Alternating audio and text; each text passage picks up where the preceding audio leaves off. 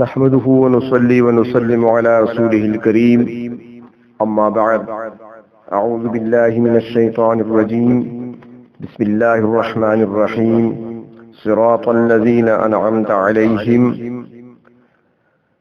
صدق الله مولانا العظيم مولاي صل وسلم دائما أبدا على حبيبك خير الخلق كلهم. صراط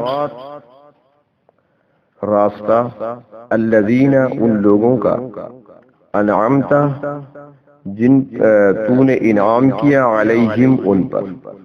صراط الذین انعمت علیہم راستہ ان لوگوں کا جن پر تو نے انعام کیا. پہلے اللہ تعالی کی حمد و ثنا بیان ہوئی، الحمدللہ. پھر اس کی صفات بیان ہوئی، رب العالمین، الرحمن الرحیم، مالک یوم الدین. اس کے بعد عبادت اور استعانت کو اس کے ساتھ خاص کیا گیا، ایاک نعبد و ایاک نستعین. اور پھر بندے کی طرف سے اللہ رب العزت کی بارگاہ میں صراط مستقیم کی درخواست کی گئی، اہدنا الصراط المستقیم. صراط مستقیم پر گامزن ہونے کے لیے اللہ تعالی سے اس کے انعام یافتہ لوگوں کا نمونہ بھی طلب کیا گیا. قرآن پاک میں موجود ہے کہ تمام انبیاء علیہ السلام اپنی امتوں کے لیے اولی نمونہ ہوتے ہیں، جن کے راستے پر چل کر امت منزل مقصود تک پہنچتی ہے. حضور خاتم النبیین صلی اللہ علیہ وسلم کے لیے خاص طور پر اسوہ حسنہ اور بینہ کا ذکر قرآن پاک میں ہوا ہے. آپ بہترین نمونہ اور واضح نشانی ہیں. کسی کام میں کامیابی حاصل کرنے کے لیے نمونہ کی ضرورت و اہمیت کے متعلق امام شاہ ولی اللہ محدث دہلوی رحمۃ اللہ علیہ نے اپنی کتاب القول الجمیل میں یہ بات نقل فرمائی ہے، یعنی جو شخص کسی کامیاب آدمی کو نہیں دیکھتا وہ خود بھی کامیاب نہیں ہو سکتا. شیخ عبد القادر جیلانی رحمۃ اللہ علیہ کے مواعظ میں بھی یہ بات موجود ہے، اور بعض دوسرے بزرگوں نے بھی ایسا ہی لکھا ہے کہ نمونے کا مطلب یہی ہے. دنیا کا دستور بھی یہی ہے کہ کوئی ہنر کسی صاحب ہنر کو دیکھے بغیر حاصل نہیں ہو سکتا. کامل درجے کا انجینئر وہی ہوگا جس کے سامنے اعلیٰ درجے کے انجینئر کا نمونہ موجود ہوگا. اچھے ڈاکٹر کی مثال بھی یہی ہے. کوئی سیاستدان بھی اس وقت تک انقلابی سیاستدان نہیں بن سکتا جب تک وہ کسی انقلابی سیاستدان کے کارہائے کو پیش نظر نہیں رکھے گا. اسی لیے دعا میں درخواست کی گئی ہے کہ رب العالمین ہمیں ان لوگوں کا راستہ دکھا جن پر تو نے انعام فرمایا. اور جن پر انعام فرمایا وہ کون سے لوگ ہیں؟ وہ قرآن حکیم نے 4 گروہ بیان فرمائے ہیں. قرآن پاک میں سورۃ النساء میں تفسیر موجود ہے کہ وہ 4 گروہ ہیں جن پر اللہ رب العزت نے انعام فرمایا ہے. ان میں سے پہلا گروہ انبیاء علیہ السلام کا ہے، دوسرا گروہ صدیقین کا ہے، تیسرا شہداء، اور چوتھا صالحین من النبیین والصدیقین والشہداء والصالحین. تو نبی کی ذات میں علمی اور عملی دونوں قسم کے کمالات ہوتے ہیں اور انہیں منبع علوم تک رسائی حاصل ہوتی ہے. حضرت آدم علیہ السلام سب سے پہلے نبی ہیں اور آپ عقل مند ترین انسان تھے. اس کے بعد باقی انبیاء علیہ السلام تشریف لاتے رہے اور آخر میں جناب سرکار دو عالم خاتم الانبیاء صلی اللہ علیہ وسلم تشریف لائے. انبیاء علیہ السلام کی ایک بہت بڑی خوبی یہ بھی ہے کہ وہ معصوم عن الخطا ہوتے ہیں. خدا تعالی کی طرف سے انہیں گارنٹی حاصل ہوتی ہے کہ ان سے گناہ، غلطی سرزد نہیں ہوتی. اگر نبی سے کوئی معمولی سا کام بھی خلاف اولا ہو جائے تو اس کی فوراً اصلاح کر دی جاتی ہے. اس قسم کی معمولی کوتاہی کو لغزش سے تعبیر کیا جاتا ہے. جہاں تک گناہ کا تعلق ہے وہ نبی کی ذات سے نہ نبوت سے پہلے ہوتا ہے اور نہ نبوت کے بعد ہوتا ہے. منعم علیہ گروہوں میں سے یعنی جن لوگوں پر جن گروہوں پر انعام کیا گیا ان میں سے دوسرا گروہ وہ صدیقین کا ہے۔ صدیق راست باز کو کہتے ہیں، اور یہ وہ شخصیت ہوتی ہے جس کی قوت علمی اور نظری نبی کے قریب قریب ہوتی ہے۔ یوں سمجھ لیں کہ صدیق کا ظرف ایسا صاف آئینہ ہوتا ہے جس پر نبی کے علوم کا عکس پڑتا ہے۔ ملاحظہ فرمائیں کہ حضرت ابو بکر صدیق رضی اللہ تعالی عنہ حضور اکرم صلی اللہ علیہ وسلم کی عدم موجودگی میں بالکل ویسی ہی بات کرتے تھے جیسی حضور اکرم صلی اللہ علیہ وسلم کی زبان مبارک سے نکلتی تھی۔ بخاری شریف میں اس کی مثال موجود ہے کہ صلح حدیبیہ کے موقع پر حضرت عمر فاروق رضی اللہ تعالی عنہ بڑے پریشان ہوئے اور آپ سے عرض کیا، حضور کیا آپ اتنی کمزور شرائط پر صلح کر رہے ہیں؟ کیا ہم حق پر اور کفار باطل پر نہیں ہیں؟ آپ علیہ السلام نے فرمایا، بالکل ایسا ہی ہے، مگر اے عمر جان لو کہ میں اللہ کا نبی ہوں اور اللہ تعالی مجھے ضائع نہیں کرے گا۔ یہ جو کچھ ہو رہا ہے اسی میں مصلحت ہے۔ اس کے بعد اس بات کا ذکر حضرت عمر رضی اللہ تعالی عنہ نے حضرت ابو بکر صدیق کے پاس کیا اور کہا کہ مسلمانوں کو اتنی کمزور شرائط پر صلح نہیں کرنی چاہیے۔ اس پر حضرت صدیق اکبر نے فوراً کہا، بخاری شریف میں روایت موجود ہے کہ اے عمر تمہیں معلوم ہونا چاہیے کہ حضور علیہ الصلوۃ والسلام اللہ کے نبی ہیں اور اللہ تعالیٰ آپ کو ہرگز ضائع نہیں کرے گا۔ یعنی جو جملہ حضور اکرم صلی اللہ علیہ وسلم نے ارشاد فرمایا تھا وہی جملہ ابو بکر صدیق بھی ارشاد فرماتے۔ مطلب یہی تھا کہ جو کچھ حضور علیہ الصلوۃ والسلام کر رہے ہیں مسلمانوں کی اسی میں بہتری ہے۔ تو دوسرا گروہ وہ صدیقین کا گروہ ہوتا ہے۔ تیسرا انعام یافتہ گروہ شہداء کا ہے۔ شہداء کی قوت عملی کو کمال حاصل ہوتا ہے۔ جس طرح نبی کی قوت عملی اعلیٰ درجے کی ہوتی ہے اسی طرح شہید کی قوت عملی اس کے قریب قریب ہوتی ہے۔ یہی وجہ ہے کہ شہید اپنے دین اور خدا تعالی کی رضا کی خاطر اپنی جان پر بھی کھیل جاتے ہیں اور اس طرح وہ حق و صداقت کی گواہی دینے والے بن جاتے ہیں۔ جان کا نذرانہ پیش کرنے والا اسی شہادت کی بنا پر شہید کہلاتا ہے۔ انعام یافتہ لوگوں میں سے چوتھا گروہ صالحین کا ہے۔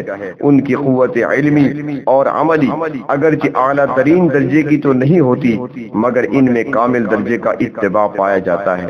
ایسے لوگ انبیاء علیہ السلام کے خاص متبعین ہوتے ہیں اور اپنے آپ کو فاسد عقائد اور برے اخلاق سے دور رکھتے ہیں۔ دوسرے لفظوں میں یوں سمجھ لیں کہ صالح اس شخص کو کہا جاتا ہے جو اللہ تعالیٰ کا حق بھی ادا کرتا ہے اور مخلوق کا حق بھی ادا کرتا ہے اور وہ زیادہ سے زیادہ یاد الہی میں مصروف رہتا ہے۔ عام اصطلاح میں ایسے لوگوں کو ولی کہا جاتا ہے۔ یہی صالحین ہیں اور باقی لوگ ان سے کمتر درجے میں ہوتے ہیں۔ غرض یہ کہ صراط مستقیم کے حصول کے لیے ان چار قسم کے لوگوں کا نمونہ پیش نظر رکھا گیا کہ مولا کریم صراط الذین انعمت علیہم ایسے راستے پر چلا جس راستہ کو تیرے ان انعام یافتہ لوگوں نے اختیار کیا۔ لیکن صرف نسبت کافی نہیں کہ ہماری نیک لوگوں سے نسبت رہے گی، ان کے ساتھ ہمارا ایک خاندانی رشتہ ہوگا، روحانی تعلق ہوگا تو شاید ہمارے لیے یہ کافی ہو جائے۔ یہ کافی نہیں بلکہ خود چلنا پڑے گا اس راستے پر، برائیوں کو چھوڑنا پڑے گا، اللہ رب العزت کی نافرمانی کو چھوڑنا پڑے گا۔ کتنے ہی ایسے لوگ ہیں جو صالحین میں سے گزرے ہیں اور انہوں نے صرف اپنی ذات کے لیے نہیں بلکہ لاکھوں انسانوں کے لیے ہدایت کا سامان لے کر چلے اور ان کے لیے ذریعہ ہدایت کا بنے۔ حضرت شیخ عبد القادر جیلانی ہوں یا حضرت علی حجویری ہوں، حضرت خواجہ معین الدین چشتی ہوں، خواجہ نظام الدین اولیاء ہوں، حضرت بختیار کاکی ہوں، حضرت عثمان ہارونی ہوں یا خواجہ فرید الدین ہوں، بہت بڑی بڑی شخصیات گزری ہیں۔ بلکہ صرف ان میں نہیں بلکہ بادشاہوں میں بھی ایسے لوگ گزرے ہیں جنہوں نے بادشاہوں میں بھی بادشاہت کے اندر بھی فقیری کی ہے، اور ایسے بھی گزرے ہیں جنہوں نے بادشاہت کو لات ماری اور اللہ کی عبادت کے لیے اپنے آپ کو خاص کر لیا۔ جیسا کہ خواجہ ابراہیم ادھم رحمت اللہ علیہ بادشاہ تھے، مگر سب کچھ چھوڑ چھاڑ کر اللہ اللہ کرنے لگے، بزرگوں سے ملے، عبادت و ریاضت کی، حج کیا اور آخر میں ملک سے بہت دور صوبہ شام کے ایک علاقے سوریہ میں وفات پائی۔ ان کے متعلق امام راضی رحمت اللہ علیہ اپنی تفسیر کبیر میں لکھتے ہیں کہ بیت اللہ شریف کی طرف پیدل جا رہے تھے، راستے میں کسی دیہاتی نے پوچھا شیخ کہاں کا ارادہ ہے؟ فرمایا بیت اللہ شریف کی زیارت کا ارادہ ہے۔ اعرابی وہ دیہاتی کہنے لگا اتنا لمبا سفر ہے اور آپ کے پاس سواری بھی نہیں ہے، خالی ہاتھ ہیں، آپ کے پاس توشہ بھی یعنی زاد راہ بھی نظر نہیں آتا۔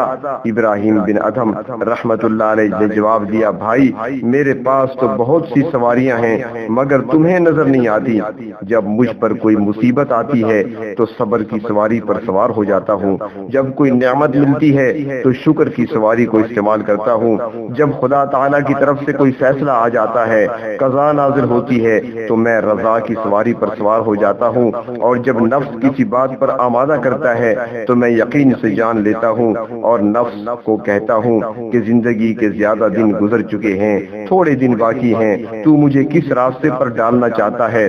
لہذا میرا نفس رک جاتا ہے، کیونکہ کیا معلوم کہ تھوڑی دیر بعد ہی موت آ جائے۔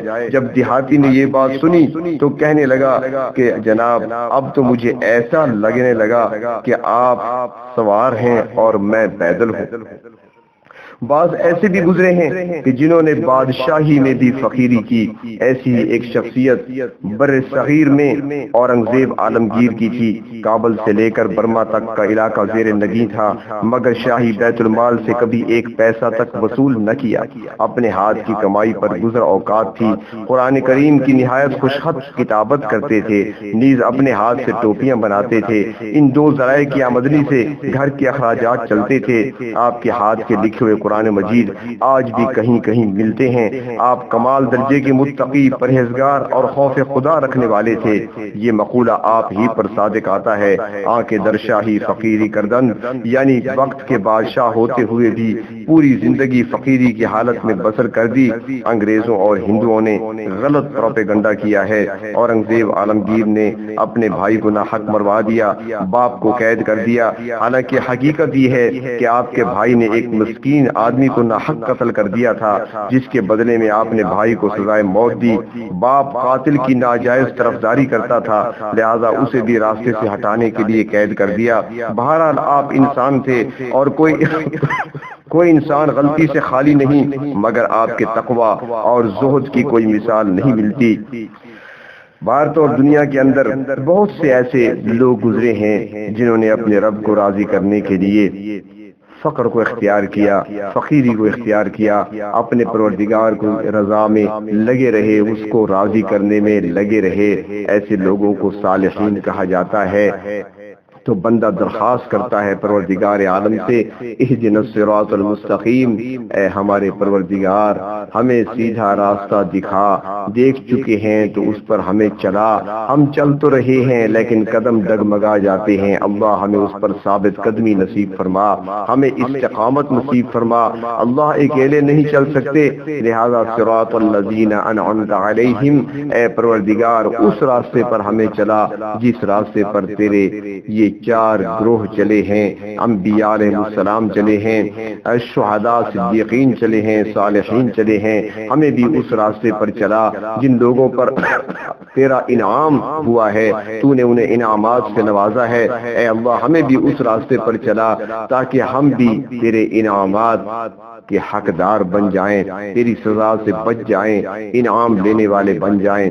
تو انسان یہ دعا کرتا ہے نماز کے اندر، اگر نماز کو ہم توجہ دھیان سے پڑھیں، رب تعالیٰ کی حمد و ثنا بیان کریں، اس کی صفات بیان ہو رہی ہوں، ہماری توجہ ان کی طرف ہو۔ جب اللہ رب العزت سے ہم کائنات کی سب سے بڑی چیز، سب سے اہم چیز مانگ رہے ہیں، ہدایت، اہدنا الصراط المستقیم، ہماری توجہ پوری اسی طرف ہو۔ صراط الذین انعمت علیہم، علیہم بہت بڑی دعا ہے جو ہم اللہ سے مانگ رہے ہیں. تو اگر پوری توجہ اور دھیان سے نماز کو پڑھیں گے، معنی پر غور کرتے ہوئے اللہ سے مانگیں گے، تو بعید نہیں کہ اللہ رب العزت ہمیں ان انعام یافتہ بندوں میں شامل فرما لے. اللہ تبارک و تعالی ہمیں ان بندوں میں شامل فرما لے جن پر اللہ رب العزت کا انعام ہوا. ان لوگوں میں، ان بندوں میں شامل نہ فرمائے جو غضب کے مستحق بنے. اللہ رب العزت ہمیں صراط مستقیم پر ثابت قدمی نصیب فرمائے.